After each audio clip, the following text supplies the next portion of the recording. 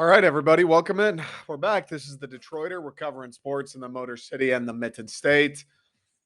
I'm your host, Nick Bradley. This is going to be similar to the Red Wedding, if you're a Thrones fan. The Red Wedding of Detroit sports podcasts is probably an apt way to put it. This weekend fucking sucked, man. If you're named Nick Bradley and you have a Detroit sports podcast and you're active on Twitter and social media, this weekend fucking sucked, bro.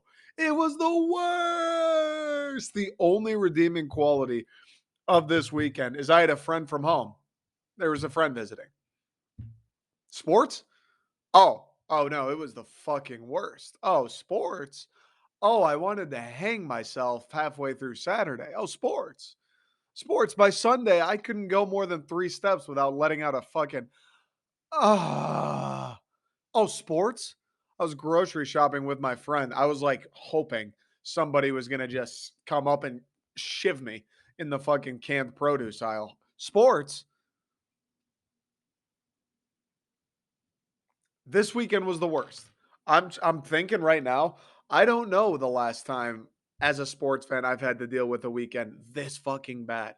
Cuz last year MSU was good. So there never was a weekend quite like this. And the Lions being bad last year, we knew that was the case. And by the time we had reached week 5, week 6, it was like, all right, this doesn't matter. Who cares? You can't even get angry at that point. When you're so bad, you can't get angry. I don't know the last time I've had a weekend quite like this. Michigan State gets throttled by Minnesota at home. Embarrassing fucking performance. Worse than the Washington game, if you can believe that. I don't even know how the fuck that's possible, but it happened. But I saw it.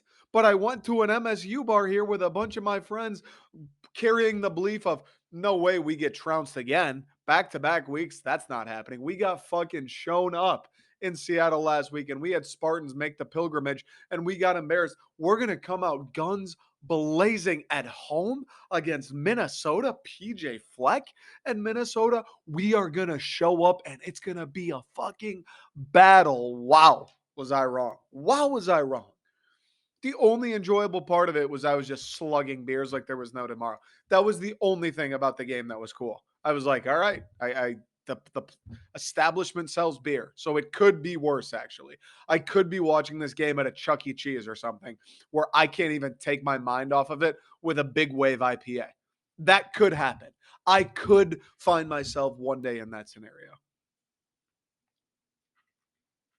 34-7. 34-7. Michigan State lost that game. Touchdown was garbage. I mean, the definition of garbage. I think there was less than a minute left when we scored.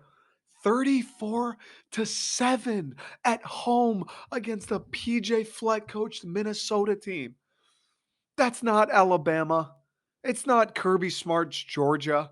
It's not even Dabo Sweeney's Clemson. Against PJ Fleck's Minnesota at home, you're going to get beat like that after you just got fucking embarrassed on national television by Washington. And the worst part is, really, the worst part is, you aren't even going to change one fucking thing on the defensive side of the ball from one week to another. You just got eviscerated by Michael Penix and the Washington passing attack. You know, whatever strategy you went into that game with, whatever the ethos is in the secondary is horseshit. You know that it's garbage. And you didn't even bother to change one single thing about it? Not even one? You said, oh, here we go. We just gave up 38 last week. We got embarrassed on primetime TV. How about we run the defense out again this week? But here's the catch, we don't do anything differently. Let's see how that works, Coach Tucker. What the fuck is that about? I have a problem with that. You didn't change one thing. I'm not a genius. I'm not an X's and O's guy. I've never really spent much time sitting in a film room studying tape, game planning, brainstorming. How do we beat this offense? How do we play defense in a way that makes this offense have the hardest time imaginable? I've never been in a position like that. You know what's fucked up? I think I could go to East Lansing tomorrow on a red eye, No sleep, no sleep. And I don't get coffee either. And I could walk in to the football building and draw up a game plan better than whatever bullshit they call that the last couple weeks. I could go in there and cuck Scotty Hazelton tomorrow. And I don't know dick about calling defense. You know what I do know is whatever the fuck they do now does not work in the slightest. You know what I do know? I could know less about football than I know now and still go in there and do Scotty Hazelton's job for him. And it would only get better because you can't possibly be any fucking worse.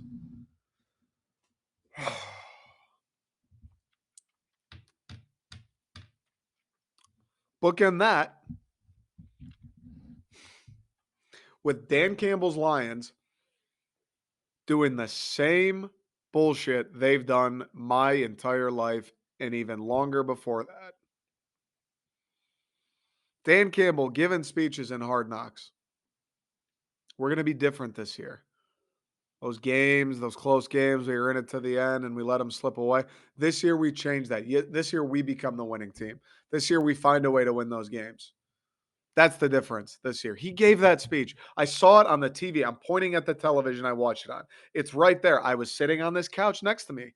And I sat there and I watched it and I heard and I listened and I said, wow, Dan, I like that sentiment. Let's make that the sentiment of the year. Those close games, those same old Lions games that we've lost historically, that doesn't fucking happen anymore. Now we're going to find ways to win those games. I can get with that.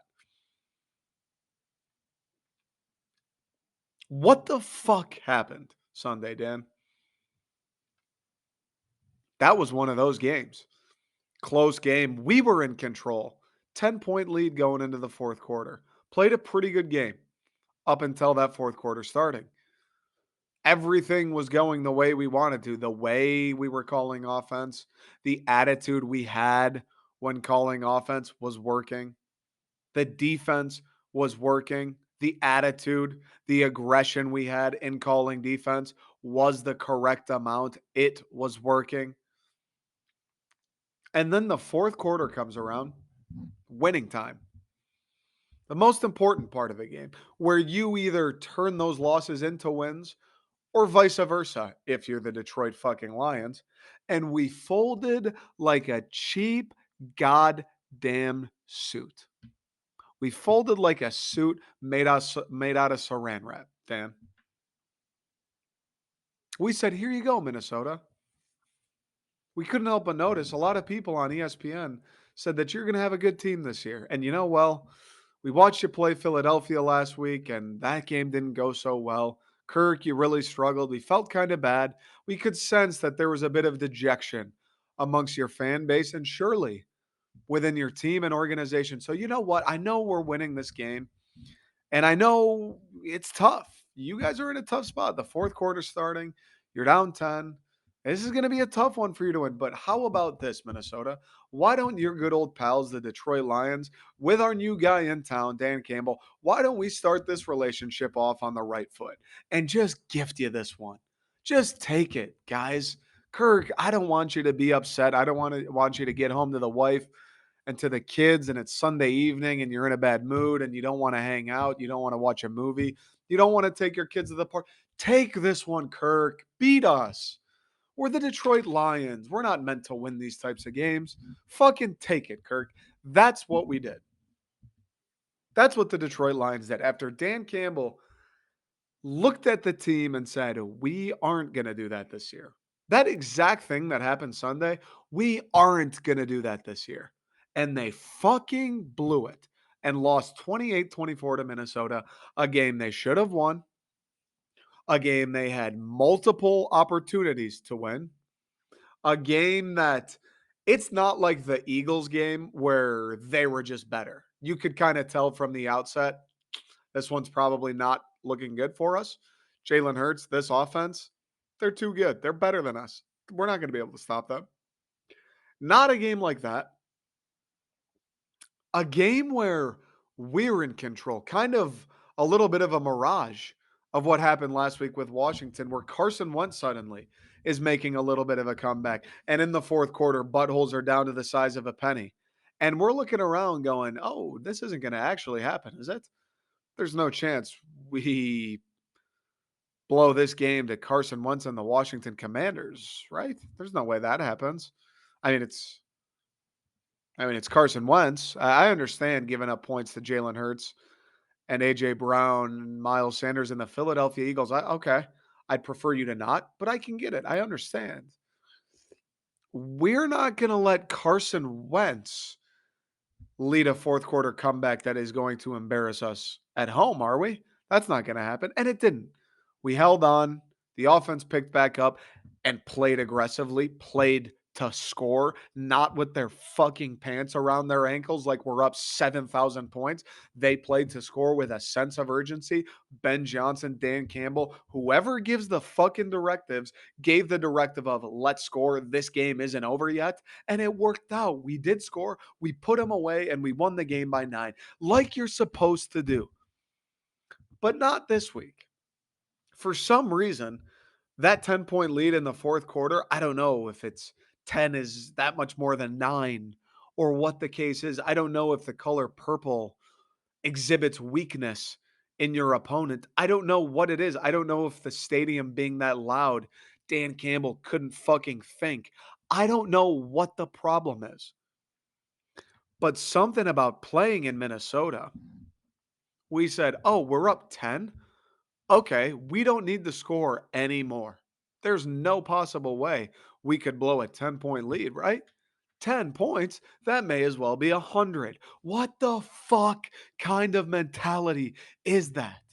10 points, let's just run it 3 times and punt it every possession this quarter. That'll be fun, guys. What the fuck is that? Dan Campbell, Ben Johnson. What is that? When in your lifetime, whoever you are, listener, I love that you're here. I love that you're indulging me. I love that we can be a little bit miserable today together. However old you are, young, old, middle, in between, whatever. How many times in your life has the strategy in the fourth quarter, when you're up by less than 3 scores, we'll call it, how many times is the strategy of, oh, let's play like we're up by 7 billion points. Let's play like they couldn't score enough touchdowns in the world to come within spitting distance of that. Let's call offense like there's only 30 seconds left in this game as opposed to a full 15. Let's call defense like they need to score 35 points in the next minute as opposed to 10 over the next 15. What about that? When has it ever worked? I'm genuinely curious because I don't recall it once. I'm 25 years old. I've been watching football as long as my brain has been storing memories, and not one time in my life do I remember it being a relatively close game. 10 points, I think that's fair to say it's relatively close. Anybody who would say Minnesota's out of it, you have holes in your fucking brain, okay? How many times has a strategy in a close game in the fourth quarter that consists of this one's over? Don't even try. How many times has that worked? I couldn't tell you one goddamn time. And you know what's funny? You know what makes me like this? You know what fucking makes my bones irk? You know what has me laying in bed going, well, the Joker got a couple things right. You know what does that to me? Is thinking about how many times the exact strategy the Lions did employ Sunday. Let's park the bus. It's over. Hope everybody's getting ready for their party after the game. What club we hitting? Downtown Minneapolis Yelp reviews. Best place to get wasted after you beat the Minnesota Vikings. How many times has that strategy imploded on the Detroit Lions? The old, oh, we're up by 2 possessions in the fourth quarter starting. Okay, let's not pick up any more first downs. How many times has that strategy worked? Ever? I'm genuinely curious because it feels like off the top of my head, I could name about 40 times that it's backfired. Couldn't name you once where I was like, thank God we played that so conservatively.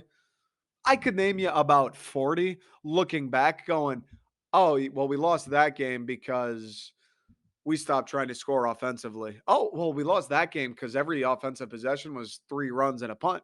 Oh, well, we lost that game because We didn't throw the ball more than twice in the fourth quarter. Oh, well, we lost that game because we played like we were up 30 and we were up three. How many fucking times does something have to not work in order for you to take a different approach?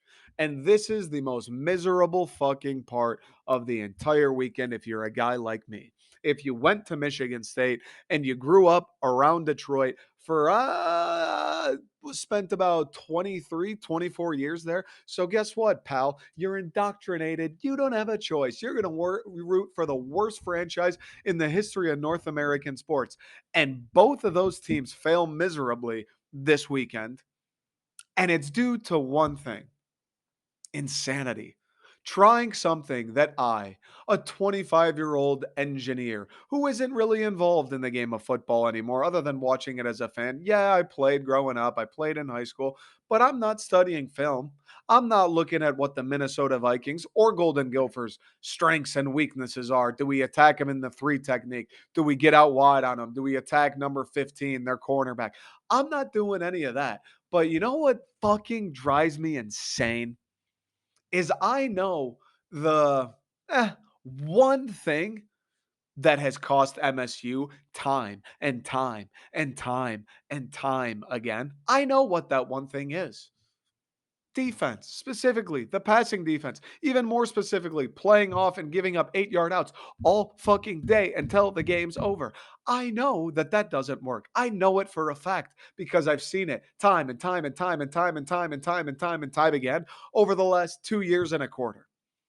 And when it comes to those lovable Detroit Lions, I know for a fact that getting into the fourth quarter with a marginal lead and playing like you haven't a chance to lose in the world, playing like Kirk Cousins needs to throw for 600 yards and 12 touchdowns for the game to even be close. I know for a fact over the course of 24 years that that also doesn't seem to work. And yet on Saturday for Michigan State and on Sunday for the Detroit Lions, those both teams both didn't do a thing to avoid that strategy that we know for a fact does not work. I would love it if somebody could make that make sense. The Joker, he got a couple things right. Because guess what? I want to recreate that hospital scene with Ford Field. I'd love to. I'd absolutely love to. I'd wear that nurse's outfit for a month if I was presented with the opportunity. I want to go to East Lansing and I want to take a shit on the 50-yard line and write a little sticky note going, please never change the defense because it's been so great. So, God forbid you do anything differently. I cannot stand the idea of failure occurring because you refuse to change things that anybody with an electrical signal in their fucking brain would know to change. How are you on the Michigan State University football staff? You are watching the same games that I am, unless there's some other league. Have I been watching the B team? Have I been watching the club team? I don't know. Are they fucking aliens? What am I watching something else? Because if you're a coach on that staff, Mel Tucker, I'm talking to you, Mel. I love you to death, but what the fuck, man? If you're a coach on that staff and you've watched this defense play since 2020, how the fuck did you allow that same defense to take the field this weekend against Minnesota, who you knew was prolific offensively, and not do one thing differently? How did you allow that exact same defense that's been being roasted for 2.25 years now go out and play defense again in the same way? How? Make that make sense. Mel Tucker. How? I don't give a fuck how many guys you recruit. I don't care if our roster was nothing but 5 stars. How the hell are you as a coach watching a strategy miserably fail over and over again in your face? And then on the 20th game or whatever this is for Tuck at MSU, you go, let's do it again. Make that make sense. because it doesn't. How were you as the Detroit Lions? Even greater history than Tuck. At least old Mel, he's only been here a couple seasons. He's only been a head coach in college football for 4 years. He's still getting his feet wet. He's still learning. How about the Detroit Lions? You've been around since 1934, I believe. Only 90 years, only 89, something like that years. A couple of years. In those 89 years, you've largely been a failure.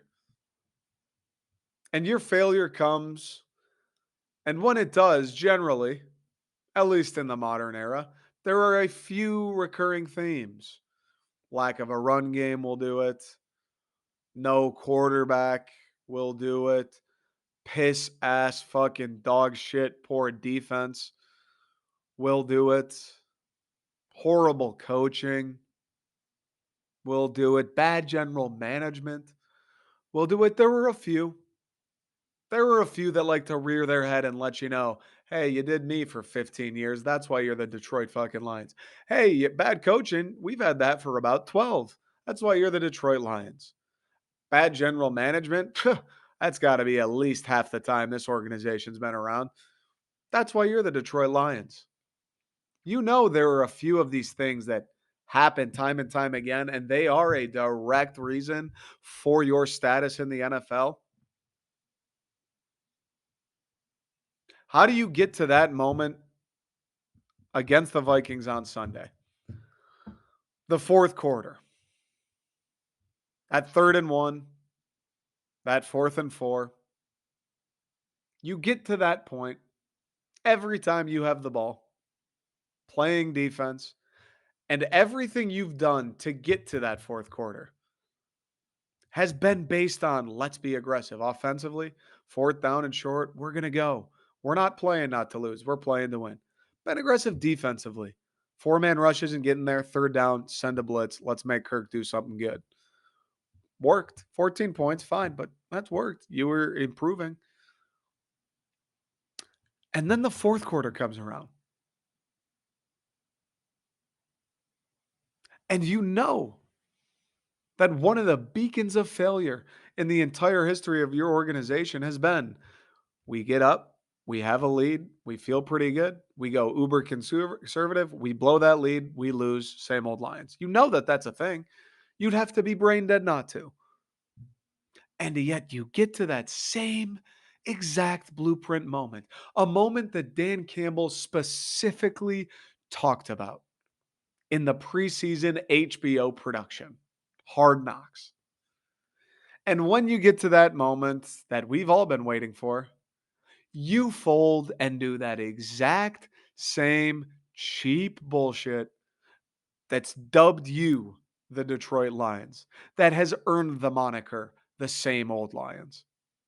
How the fuck does that happen? Because you would think me, just thinking rationally, I'm college educated. I took math. I took thermodynamics. I took physics. A lot of those classes are predicated on just use logic, use reasoning, think about it logically. What would happen next? What should happen next? If X happens, what's Y? Okay. I think about that game Sunday. And why in the fuck, if I'm thinking about it logically, would anybody get to that spot and go, now's the time to become conservative? Why the fuck would anybody do that? Because you would even think so based on that history. You would think a coach might go, hey, I kind of do want to play it conservatively.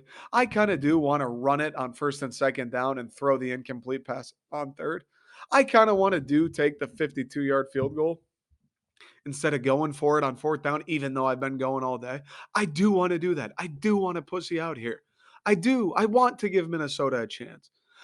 If you're a head coach and you're having those thoughts, that's what you want to do. How do you not at least look back and go, the whole reason we're here, the whole reason I'm here is because this franchise has been going conservative in the spot forever. I said it. I know that. I'm the coach. I know that. There's tape of me saying that, acknowledging that fact. that we're in these games and we taper off and we lose these games. We have a long history of that. I acknowledged it. And for some reason, when that exact moment comes, even if you want to play it conservatively, you're telling me you aren't going, well, hey, even though I want to go conservative, I'm not going to fall into that bucket. I'm not going to do the one thing that I know has begrudged this organization forever. I want to go conservative, but I'm not going to just out of spite. Just because I just, at least this time, I just can't do it. I can't do it. Not as the coach of the Detroit Lions. Maybe other places. Maybe if I'm the Patriots head coach. Okay.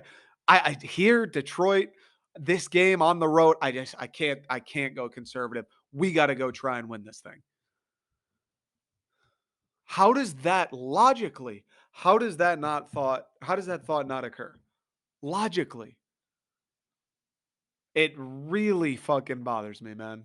It really fucking bothers me. It bothers me that both teams lost. It bothers me that Michigan State, all we got left really is to beat Michigan. Are we going to win out? Fuck no, baby. Beat Michigan, hopefully. Ohio State would be cool, but And the Lions, fair enough. It's not over for them. Long season ahead, couple winnable games coming up. And I think they will bounce back and I think they will win. And I think this season is actually going to be fun for the Lions. But how do you let history repeat itself this many fucking times? How does it never fucking change?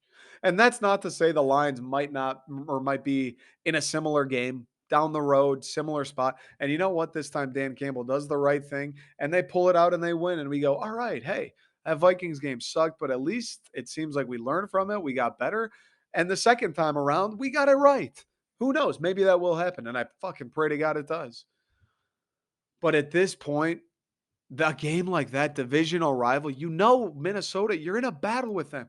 You win that game on the road, you are flying high. Now we're looking around going, this year just went from, it'd be sweet if we got a top 5 pick, even though we'll probably be better, to we just beat Minnesota. Well, let's fucking go. Let's fucking go. Minnesota beat Green Bay. Let's fucking go. Let's go try and win this division. You win that game, that's the conversation people are having. And you lose it, people overreacting, going the season's over, SOL, everybody stinks, fire them. They're overreacting. But you lose that game and it's just like, ah, like it just takes the wind out of our sails. And the worst part is, and they have this in common, is the reason for that Lions loss and the reason for the last 2 weeks of Michigan State football, specifically what the defenses looked like. And we haven't even touched on Peyton Thorne and that gleaming offense. The reason the defense is bad and the reason the Lions lose that game, because of the coaching.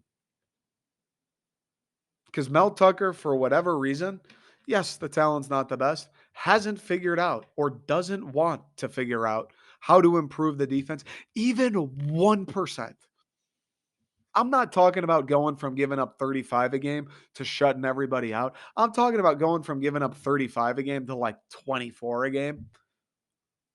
And Dan Campbell and the Detroit Lions still can't figure out how to use timeouts, when they should be aggressive and when they shouldn't be, how to properly manage a clock, how to properly coach a game, not only from the X's and O's, but just like, I don't know, general fucking strategy. And I love both the coaches and I believe in both of the coaches. But the fact that these shortcomings are directly correlated with the both of them, uh, it's fucking annoying. It is annoying. All right, we'll take a quick break. We'll dive into these games a little bit more, like actually talking about the games, talking about the strategy, and we'll talk the Michigan Maryland game.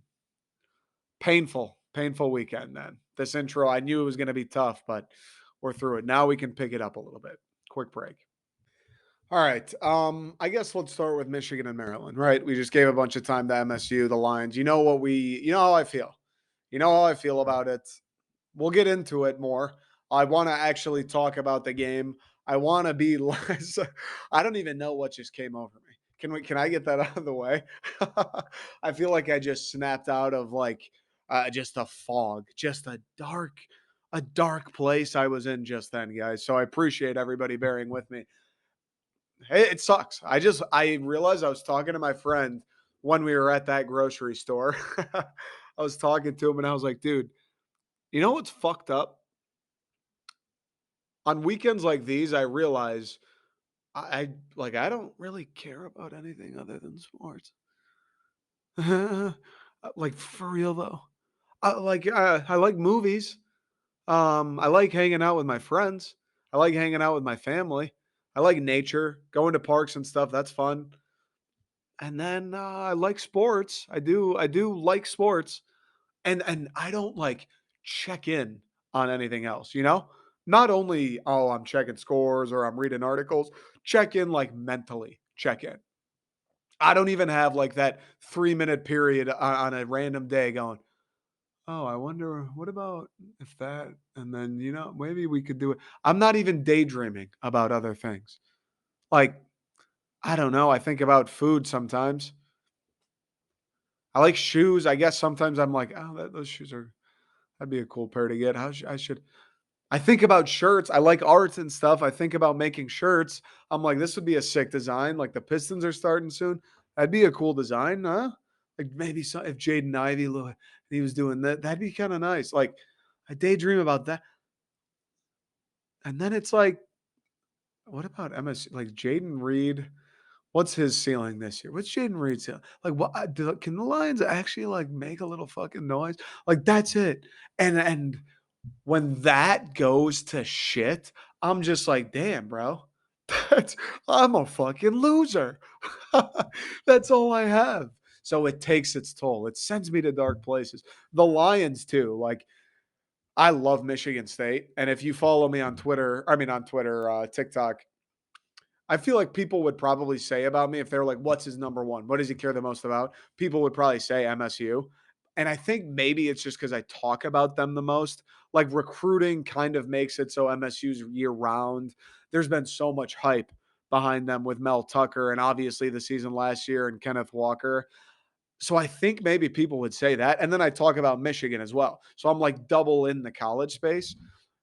But like, dude, the Lions hit me somewhere else when they lose like that. It just is like, ah, like fuck, man. It goes from angry almost to like depressed. So I'm glad everybody made it through. Michigan beat Maryland. Let's talk about them. It's interesting. It's interesting because I saw some people, Michigan fans included, going, say, we might not be as good as we thought we were. Like the defense might not be impenetrable because Maryland looked not too bad with it offensively. And I will say, I said it last week. If you listen to the podcast Thursday, I said Talia Tagovailoa is one of those guys who Michigan ranked 4 at the big house. He doesn't really give a fuck. He doesn't care who you are. He doesn't care what you've done.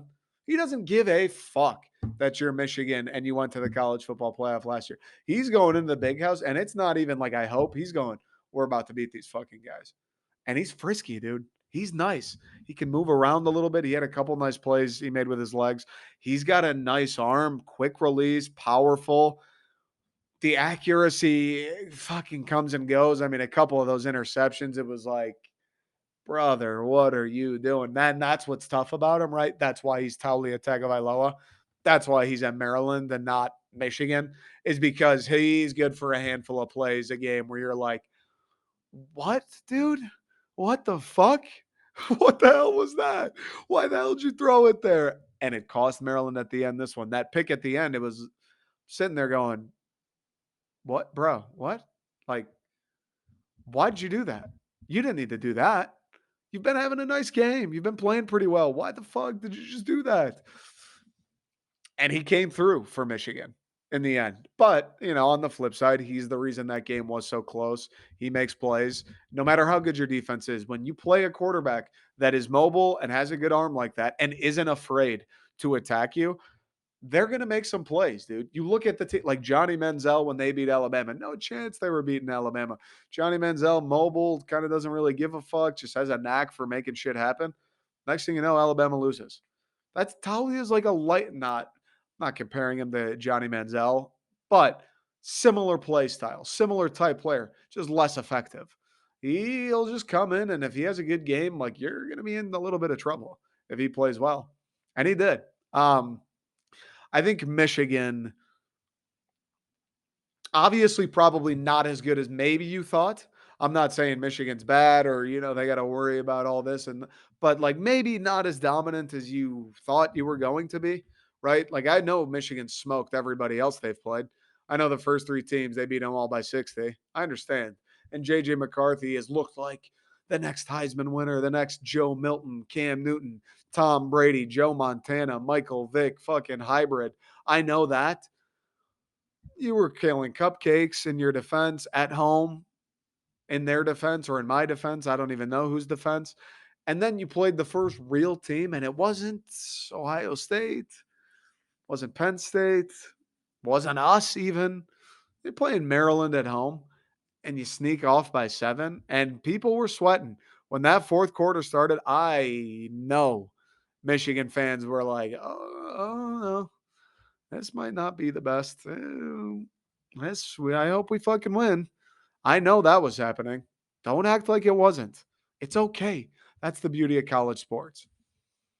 And they got it done. Michigan did.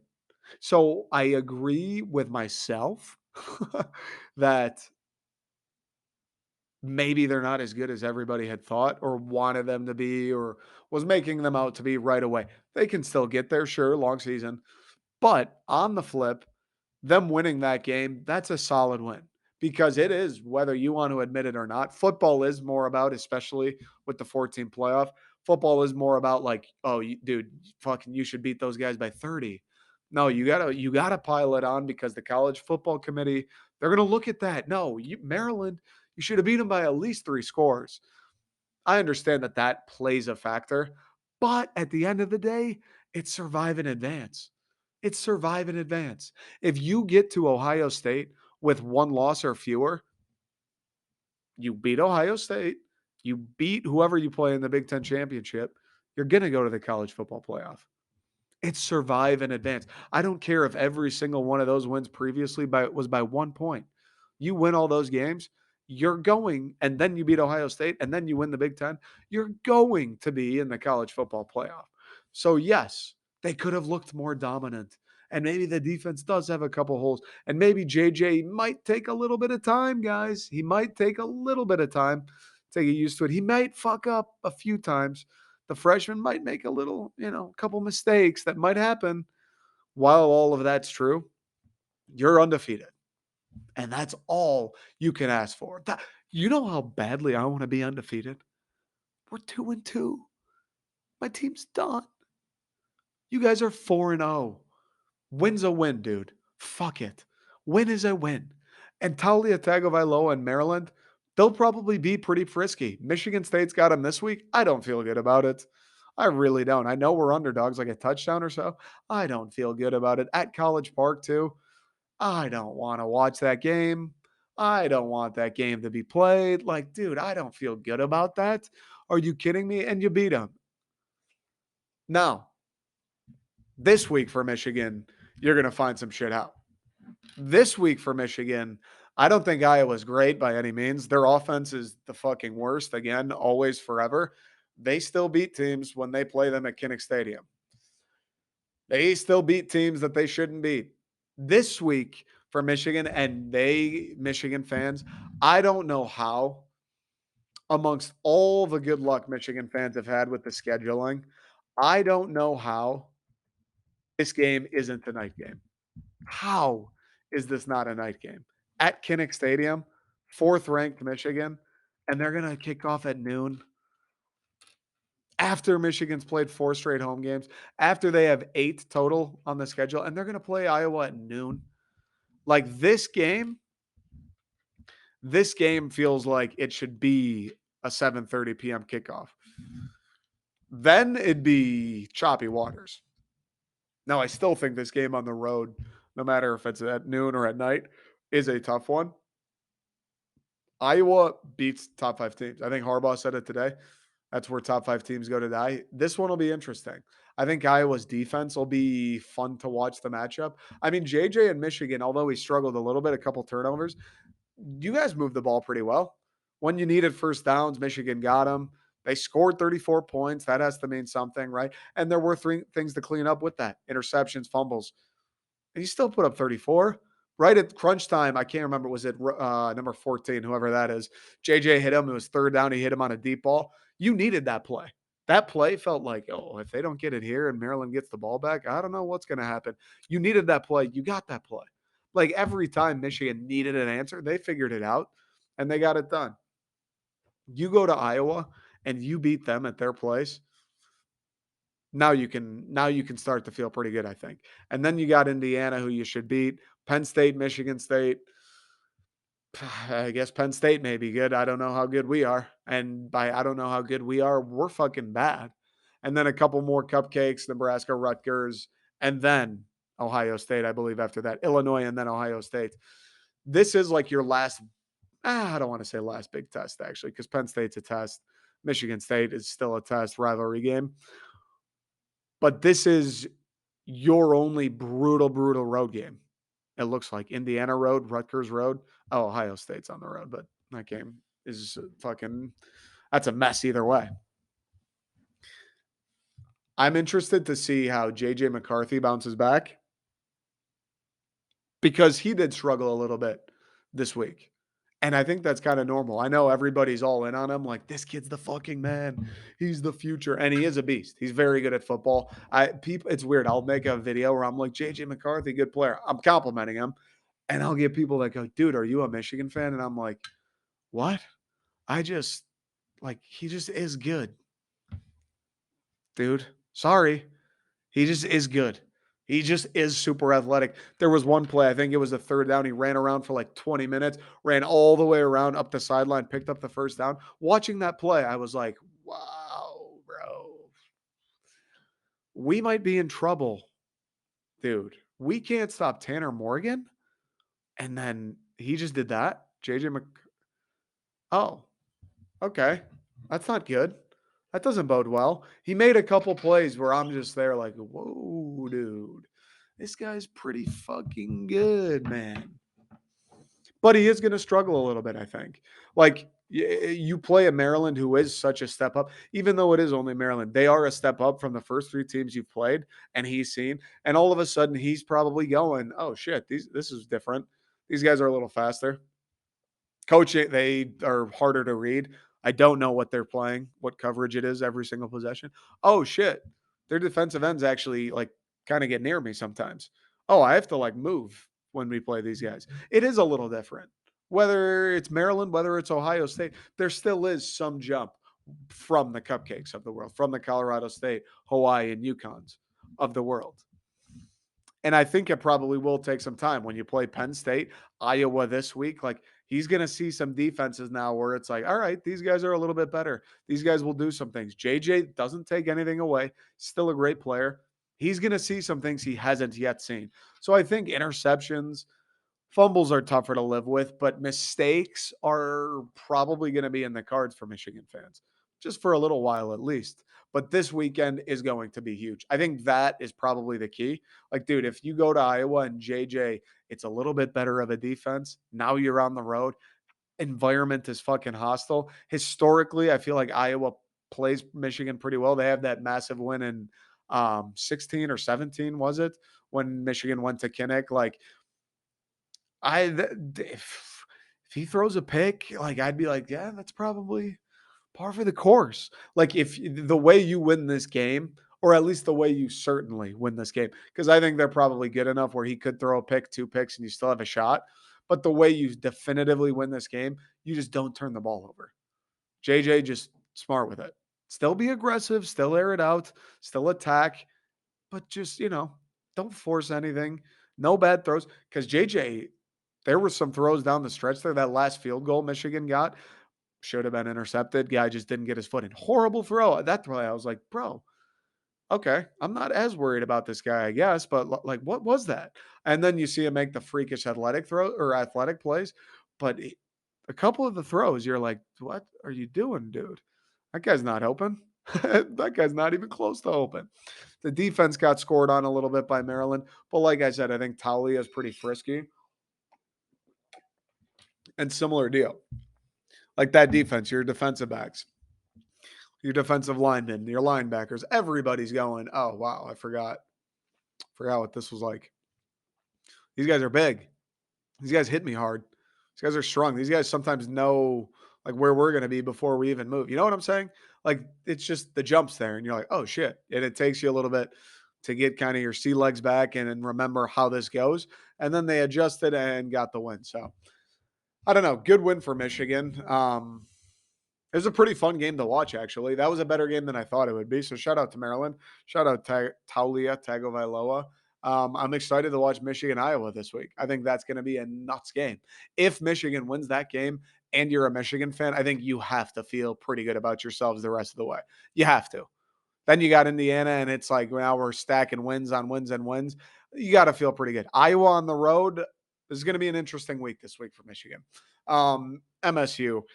Okay, let's just talk about what went wrong. First things first, I need to clear the air. I've said it a million times on TikTok. I feel like I make a video about it, I don't know, twice a week now already. I feel like I've made too many already since that Washington game, but I need to reiterate the sentiment again. I have to. It is way too early to be out on Mel Tucker, to be wondering why he got 95 million. It is way too fucking early to be talking about buyouts. I know people are trolls. Okay, I know Michigan fans and whoever else are going to be like 95 million, huh? Okay, whatever. The people who are obviously just saying it to be jackasses, who cares? But when I go and I see Michigan State fans, I see people who, why are you trolling yourselves? If you're an MSU fan, why are you trolling other MSU fans? So, therefore, I don't think you are trolling. I'm seeing our own kind go, I'm starting to Mel Tucker. Should we have given him that 95 mil? Like, dude, relax. It was always going to take a long time for Mel Tucker. It was always going to. When he came here, the talent level at Michigan State was at a point that it was worse than it, I don't know, has ever been, but probably will ever be. It was fucking bad. Dude, those last couple recruiting classes, also known as the guys who are playing now, they were not good for Michigan State. They were not good. They were good if you're like Western. They were not good for MSU. Okay. Those guys are the ones right now who we're looking at and going, dude, we need you to be a good player. Otherwise, we're fucked. That's who we're counting on. Mel Tucker, the entire reason he was brought to MSU was to recruit, was to change the fact that we didn't have talent, was to look at Ohio State and think back to Alabama and Georgia and go, all right, I'm gonna get those guys to come play for me at Michigan State. That was the whole thing. And he has done that. He has begun to do that. Recruiting classes immediately better. The one last year, I think, was 2022, was ranked like 23rd or 25th. I don't know, somewhere around there, mid 20s overall. Highest we've had since 2016, coming off the college football playoff. You think that's good? And he still wasn't even there with those kids for a full recruiting cycle. You think that's good? Class of 2023 is going to be better. I promise you that. He will get the talent here. Okay. And when that talent gets here, I promise you that does not happen.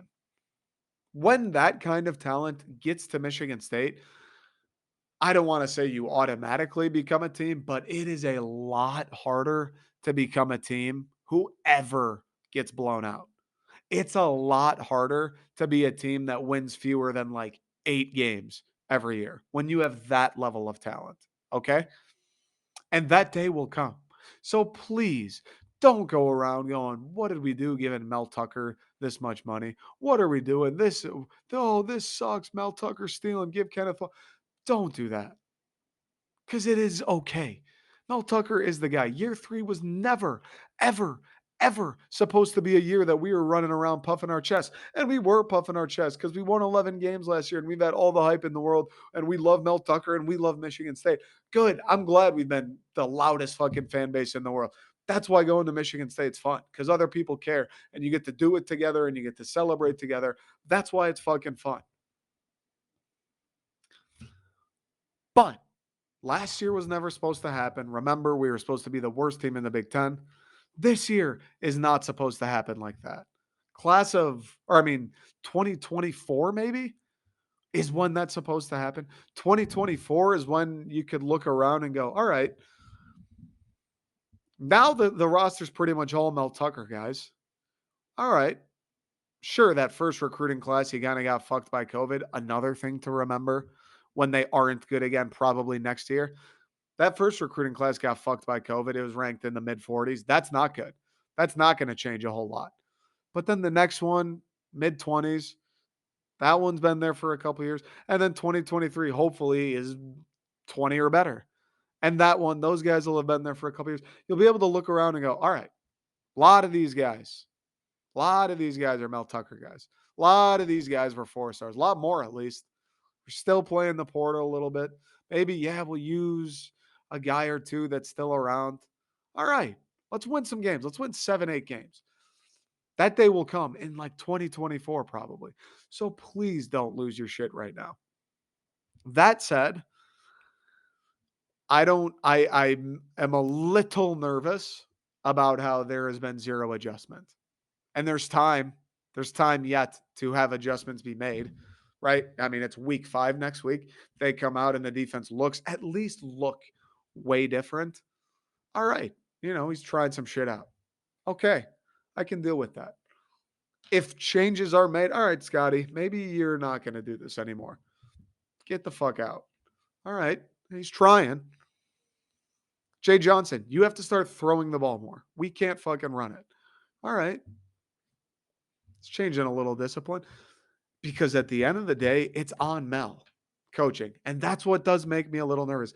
I think Mel may be a guy who's like, I think Nick Saban's probably like this in a little bit of a way because he's always got new coordinators, new coaches. I think Mel may be more of a guy where he runs it. And I've said this before, like a CEO, where he's like, listen, I'm going to fucking recruit. I'm going to brand us. Like, I'm going to set the tone as far as what we're about physicality, laying the boom, keep chopping, all that bullshit he wants to talk about. But when it comes to the X's and O's, when it comes to calling defense, when it comes to calling offense, I'm going to just get somebody else. I'm going to just find someone who's better than me at it. I'm going to pay them a bunch of money because we have it. And I'm going to say, here, just be good at this. And if you aren't good at this, I'm going to fucking fire you. Plain and simple. Because I will say this, and this is the last thing. This is the last thing about MSU. I know for a fact Nick Saban is not letting this fly. I know for a fact that the most successful coach in college football history at Alabama, who's been a powerhouse like my entire life, dude, they win the Natty every other year. I know for a fact he's not giving his defensive coordinator, who's failed time and time again, and has coached for now 2 years and a quarter. I know he's not giving him 2.5. He's not even giving him 2.26.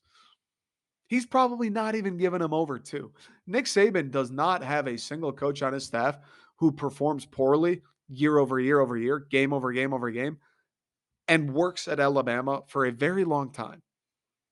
So whether Mel Tucker has to go to Scotty Hazelton and one, change the scheme. Hey, Scotty, we're going to blitz all the time.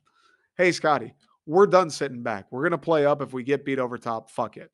Hey, Scotty, do this, do that. Changing the philosophy. If he's not doing that, or 2, just getting somebody better. Hey, Scotty, you stink at this. I'm going to find someone else.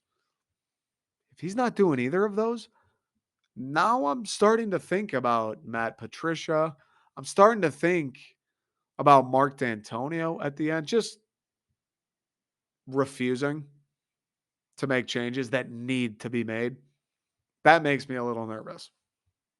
It's not the end of the world. And even when that day comes, when it's all Mel Tucker's guys and they're all high recruits, who knows? Maybe you could play this exact same scheme and they'd be a top 15 defense in the country. Who knows?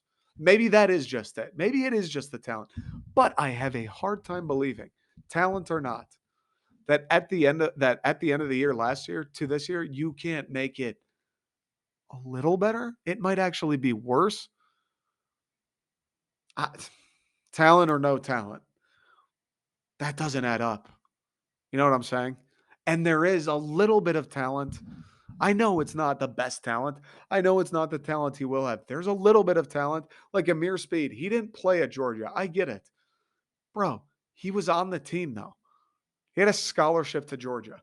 You don't get a scholarship to Georgia for nothing. Ronald Williams. I know he didn't play a ton at Bama. He had a scholarship to play football at Alabama. That doesn't happen. That doesn't just oh whoa, this guy fucking it's Alabama, it's Georgia. They're on this Michigan State team. Like you're telling me that bad? They're that bad and they snuck their way into Alabama and Georgia? Or are we just not doing the right thing? Are we not using them properly? Cal Halliday, Jacoby Windman. Haven't seen anything from them. Like, a couple of these guys can play. Jacoby, what happened the last 2 weeks? He can play. Aaron Brule was at Mississippi State. Chris Bogle was at Florida. Top 100 recruit out of high school, Chris Bogle. Where are they at? There's a little talent. I know it's not, the whole roster's not fucking juiced up. I know it's not what it will be. There's some talent, and it can't even get 1% better. I don't like that, you know? I don't like that. And I have a hard time thinking about it and like being okay with it. The offense is an entire other thing. I don't know what the deal is with Peyton Thorne. It might just be time. Listen, you're 4 games in. Seasons or two and a third. Season's a third of the way over. That's fucking weird to think about. Season's a third of the way over. I know he's like the leader. I know he's been there for a while. The connection with Reed. Dude, you're not getting it done. What would Nick Saban do? The guy fucking changed his quarterbacks at halftime of the national championship. He gave this dude 4 games. And it hasn't like been he's playing Ohio State, he's playing Michigan, played Akron, he's played Western, he's played Washington, and he's played Minnesota. And he's had one good half. I don't know what we're waiting for. And it's getting to that point where a couple things. One, if you keep letting him play and you keep losing games, what the fuck are you doing? And two, if this season is a wash, if it's going to be a wash, let's find out what the next guy's got. Noah Kim, I know he's only played against scrubs. Made a couple nice throws, though. Can't say no to that. He has made a couple nice throws. Caden Hauser, you watch the guy warm up and you're like, wow, he's going to be really fucking good. Like, we have some talent at the quarterback position. And if it's to the point where it can't really get worse, sounds to me a lot like the defense. Fucking change it. Nick Saban changed his quarterback at halftime of the national championship. He's had 4 games. There is talent behind him. Noah Kim, scrubs, yes, has looked good. Caden Hauser will be good. He will play here someday, and he will be very good at it. There's a couple options. But it's the same fucking thing as the defense now. And I like Peyton Thorne. Seems like a great guy, but bro, this isn't a charity. This isn't a pay to play. This isn't the fucking city rec league. Play the best players. And if you don't show you're the best player, we're going to find someone who does. Same for the defense, dude. Some of these guys, I don't give a fuck. Caleb Coley, I don't care. He's a freshman. Jaden Mangum, don't care. Put him in there. They were highly rated. They're athletes. They'll figure it out. And it can't possibly be worse. Need to see some changes from MSU for sure. But that said, the big picture with Tuck, tranquilo, tranquilo. He will get where we want to go. That's a fact. Another quick break and then a little Lions and we'll call it good. All right, a little Lions. I need to be quick with this though because it's getting a little late and I'm a little tired and I still need to edit and upload this. So I'll try to be quick, like 5 minutes or less. All right. So that game sucked. Whatever. We could talk about the players. I'm not really interested in that, at least right now. Dan Campbell is what I'm interested in. And I think that's probably what most people are interested in. Dude, you have to figure it out, Dan. You have to. I love you. I love you too. That's the thing. I love Mel Tucker. I totally believe in him. Dan Campbell, I love him. I totally believe in him. You have to be better than that. You have to be better than that. The timeouts at the end were both atrocious, just wasting timeouts. And you've had run-ins with timeouts in your past.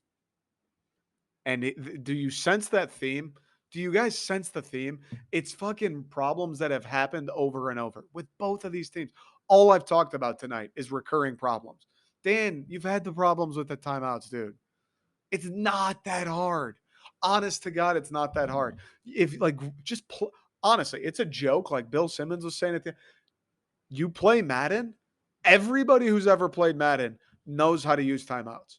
Like knows when you should use them, when you should save them. What's a good timeout? What's a bad timeout? Everybody has done it. Why are you burning the timeout on the field goal?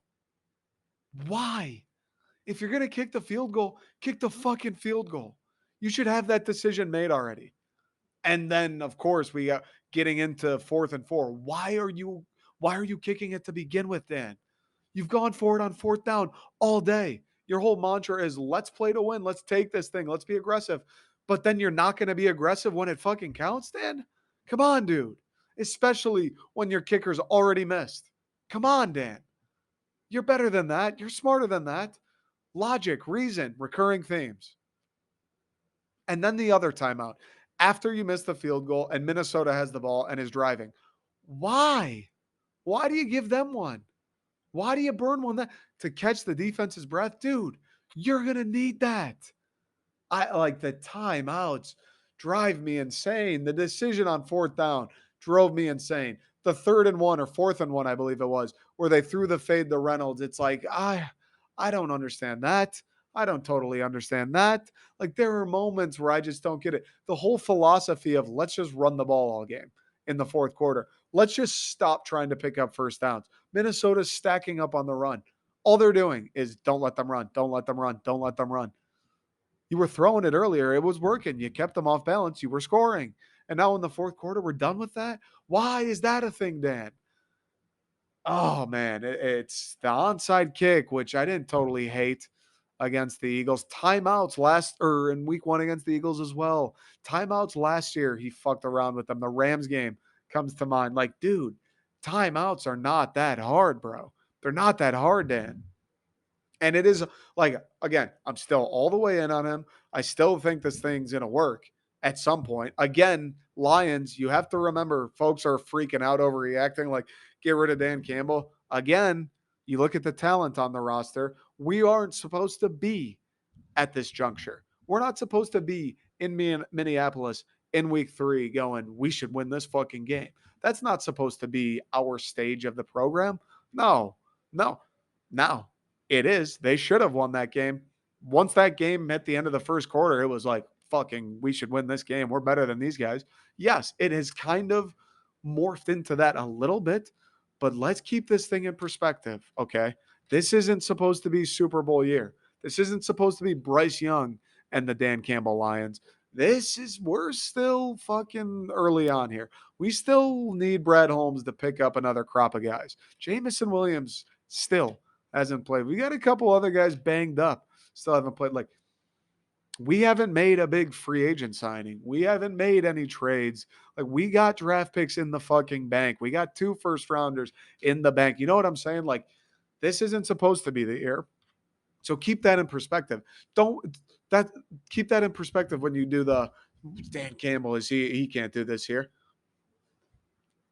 If you want to hate on him, We're further ahead than you probably thought we'd be.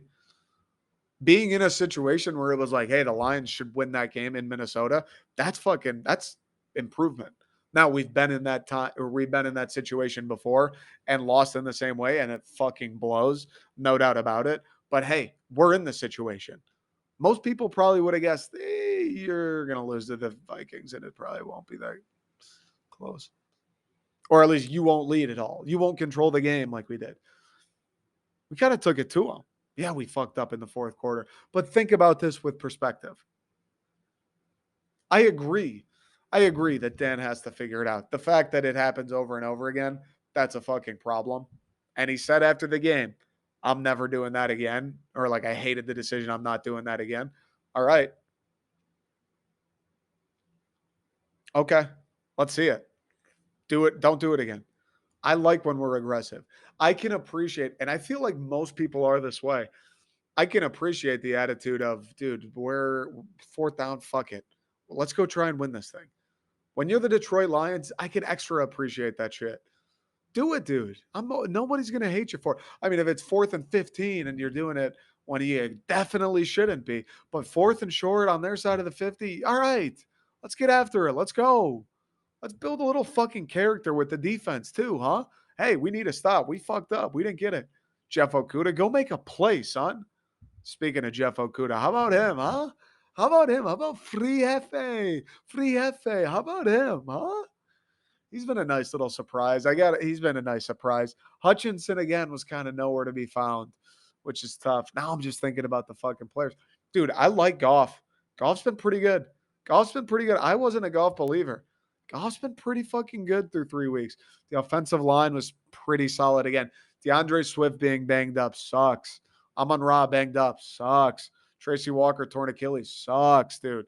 Like there's some things going there.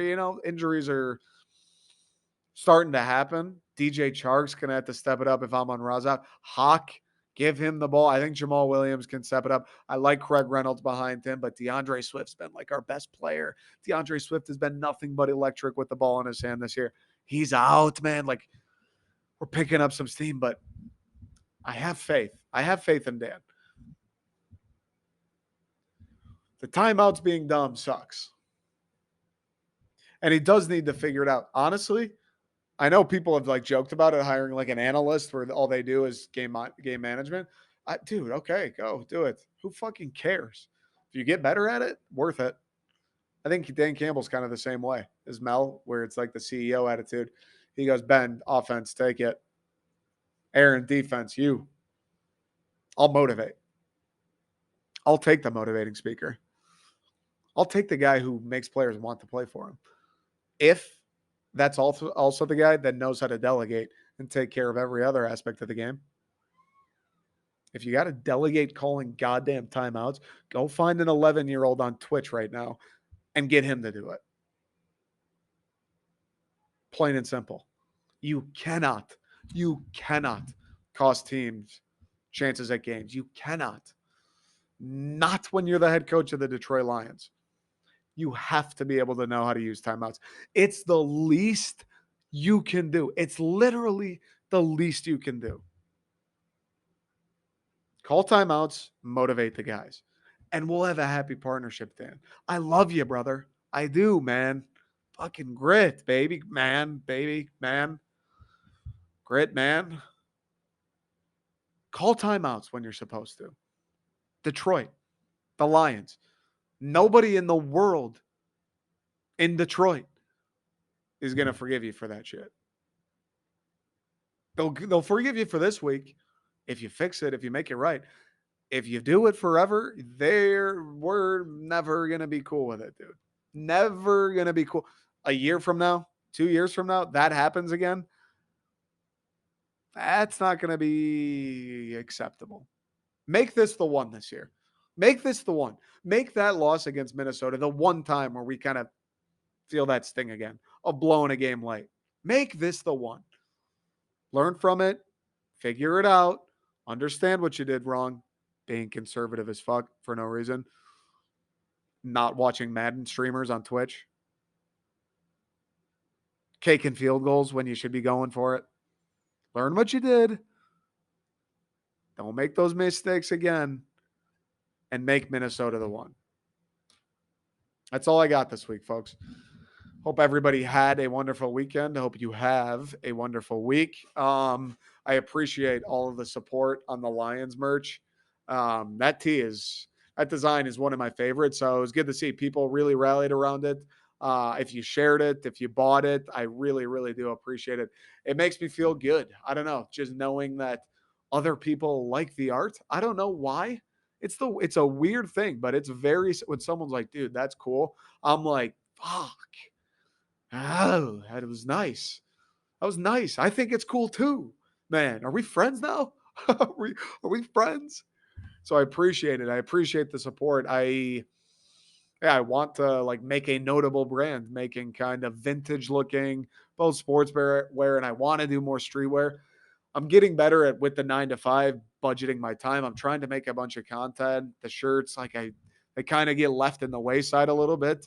I'm trying to put a new one out every weekend, but they kind of sometimes I'm like, fuck, just not going to get to it, you know?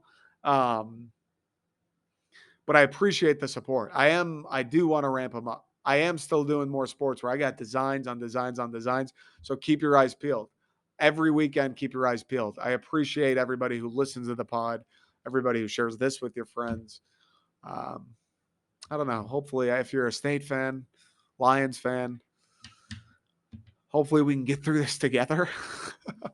And if you're a Michigan fan, let's hang out. Let's hang out this year.